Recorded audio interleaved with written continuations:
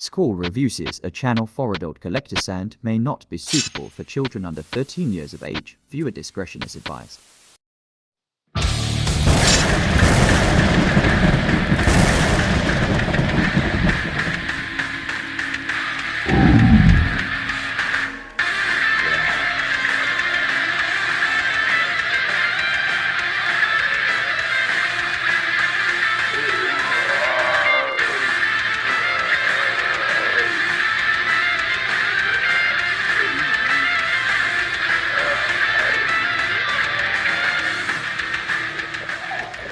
Hey YouTube, welcome back to another Squall Reviews. I'm Squall, and today we're going to be continuing with Spooky Week here on my channel.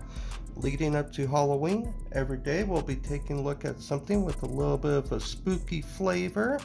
And today we will be taking a look at Legacy Core Class Iguanus.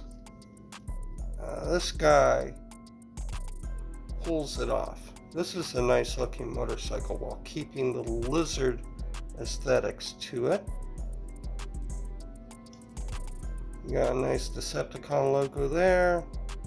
Nice kind of purple reddish color throughout. The wheels. Gold accents. Pretty nice. So, let's see, will it stand? Just barely. There we go. Alright, so here is Iguanus size comparison with fellow pretender Bomb Burst. And then here is his size comparison with another Legacy release, Elita 1.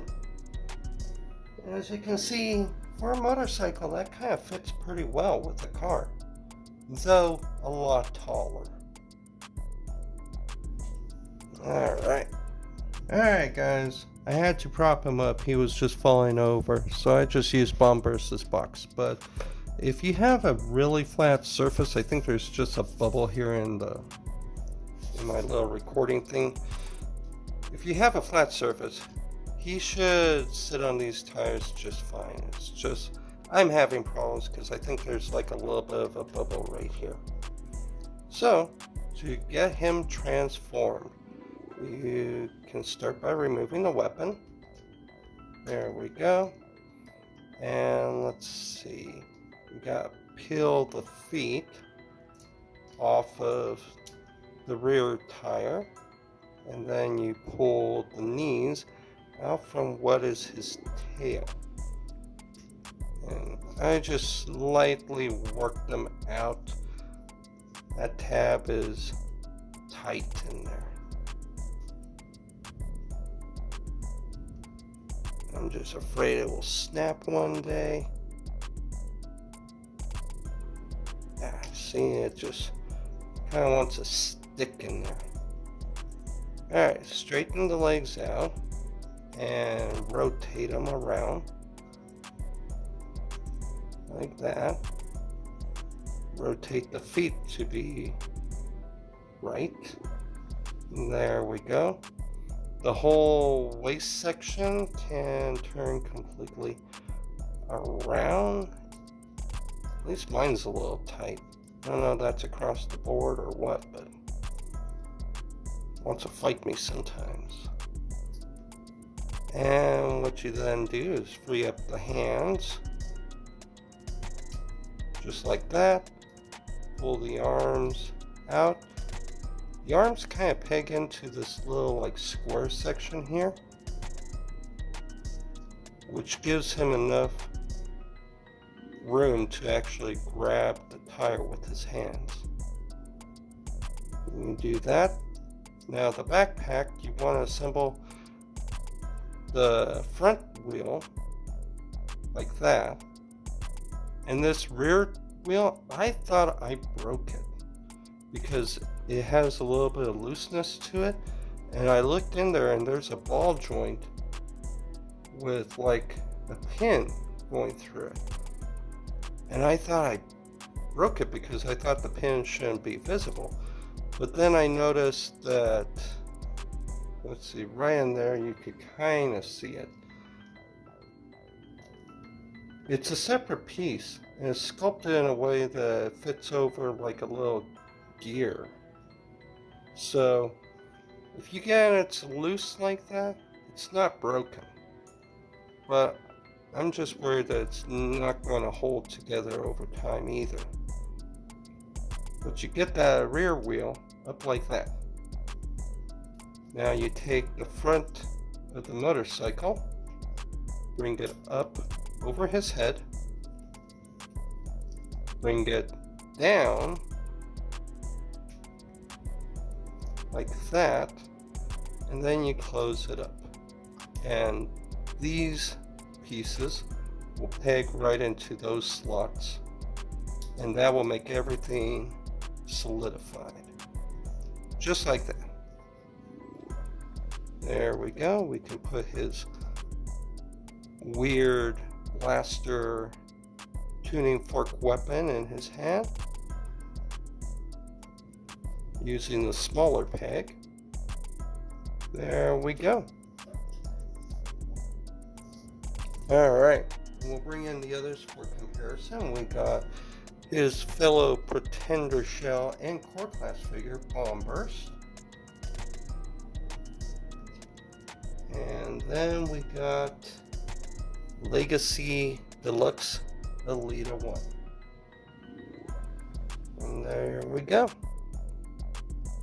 Alright, so let's take a look at robot mode here. So articulation wise, the head is on a little bit of a ball joint. So you got just ever so slightly up and down on his head. Can turn left and right. It's kind of hindered by all his little side spike thingies and kind of hit up against the collar there. His arms are on ball joints. They could go out about 90 degrees. They could probably turn around, but with his backpack there, can't really get it all the way around. His elbows on a ball joint, so you get about 90 degree bend there. And of course you get side to side rotation.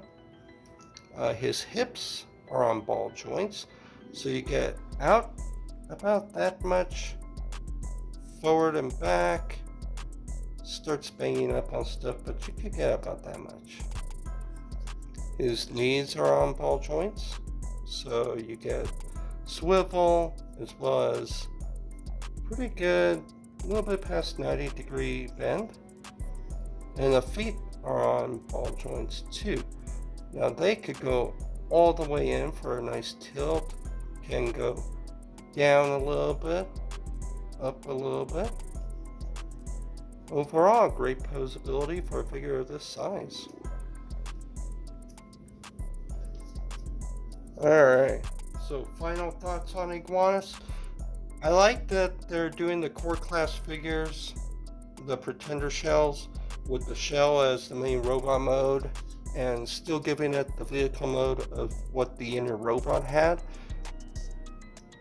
I think size-wise, core class works pretty well, because these guys were supposed to be like monster size compared to humans, so a little bit bigger, but still not as big as like the main Transformer figures. So for it to be core class, I think works pretty well.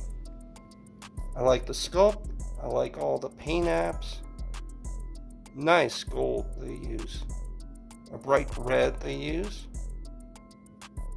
Even the black on the gauntlets is painted. And that looks pretty good. So yeah, I say these guys are a solid win. You see Iguanus, go ahead and pick him up. He's been a little bit of a shelf warmer. I think I've seen him ever since he came out. So he should be regularly available, especially at Targets. Alright guys, you like this review? Come back every day this week. We're doing Spooky Week leading up to Halloween. We're on Halloween Eve. I'll probably be doing a bigger review. And we'll see you then. Alright? Till next time, be excellent to each other.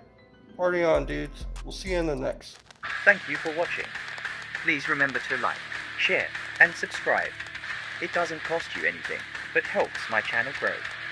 Be excellent to each other and party on Duke.